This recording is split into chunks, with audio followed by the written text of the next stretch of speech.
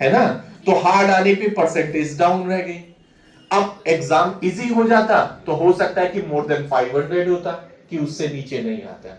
लेकिन हम यूपी के अंदर जो बेस्ट मेडिकल कॉलेज है प्राइवेट, उसमें काउंटेड होते हैं।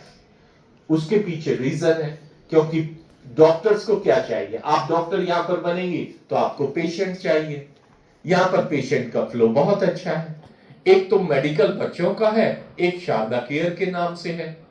तो हमारे पास में 2 मेडिकल है और दोनों जगह हमारे स्टूडेंट जा सकते हैं।